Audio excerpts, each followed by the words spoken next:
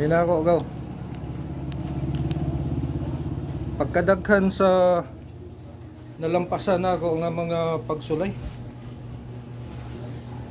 Sugo ko niya adtong 2020 nga tuyo ka imbis mag-enjoy ko sa ayuda nga 8,000 nga gitawag namin sa barangay Kaunlaran. Tingnan ko niya ang ayaw apel sa kalipayon sa mga children kay ulipon ka. O di, gitong man ako, nalampasan ako. Samtang gi-interview ko sa mga radio reporter ba, babae o lalaki. Ano sa? Ganino. So, sir, atubangan na ning kaso nimo kay minor de edad na ng complainant. Nako, pagkadaghan sa tentasyon ni Satanas nga akong nalampasan. Gihalad na ako, gilubong sa iyo taong kaugalingon na akong gusto. Aron ang gusto sa Espiritu Santo may sundon, magkinabuhi ibabaw sa akong pagkatao. Pero karon nalitag ko ining anghel ni Satanas nga nag katawang lupa nga babae, inosenteng babae. Murag naguba akong kinabuhi, ikaw ba? Basta klaro gyud kayo ko nga ana ang batang babae ay kay balaka kuya. Walay sabit ni. Di paya lang ko kay dugay ra ko nagdumot nimo. Gusto dugay ra kong type nimo. Dugay ra ta kang type. Pero sus gihunong ko sa police station ko. Gihunong ka sa police station? Sa hero nimo? Oh, dayon giamong-among nga complain siya, sumbong siya nga giamong-amongan daw siya. Dali sa mga mainstream media ka oy. Paspas kayo.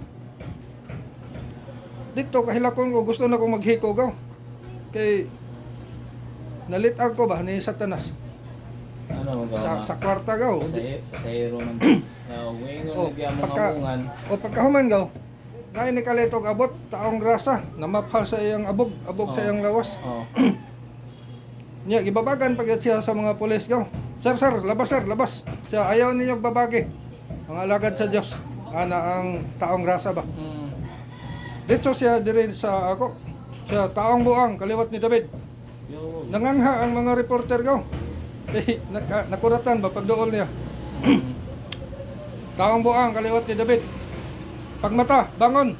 Kinagdamgo ra ka, pasalamati ang Ginoo. Sus, pagmata na ako gaw. Kidlap ang charger cellphone sa akong buluhan. Diretso ko kapa gaw. Kay live man gyud kayo gaw. Nga mura ko kahilakon ba sa akong Damo damo. di, mura gyud tinuod. Mura gyud tinuod niya ang kadto pa ko kita gaw sa akong magtutudlo. Nga siya day ang murag hitsurag buang unya ako tawagon niya buang. Ako ang gitawag niya buang gaw. Pero sukad 2008 wa ko kakita ana. Mag-istorya siya nako. Nagmata ko, magkurog naman ko. Pero kadto nakita nako siya taong grasa gyud abog dili ka respetuan ba? Oh. Kay giabog gud siya sa mga pulis. Sir, labas lang sir, labas. Ano siya, ayun ninyo babagi ako dalan. Ikaw taong buang kaliwat ni David. Pagmata, bangon. Pagpasalamat ang Ginoo kay nagdamgo ra ka. Na. Oh. Karon pagmata na ako gaw. O gisugo na pud na di na pud nako siya makita. Pero gisugo ko niya nga pagkauna ang mga saag nga karnero sa Dios.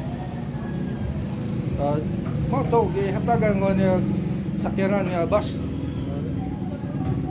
Mao gyapon tayo akong istorya. Oh. Dito sa bus. O dili man ni ginapo sa mga letra ang ako magtutudlo. O di bunsay gusto niya makalipay sa gingharian sa Dios. O di mo ako serve diri sa iyang mga children. Alangag mag-serve ko sa mga butang nga wala na ako. Mangkuha ng bersikulo, wala ko ng kapitulo. Iyan na sa mga pare o mga pastor o mga Bible expert. Kaya kining ako, ang ako man pagka masinugtanon, o di mo rin ako i-serve sa inyo. Mo tayo God niya.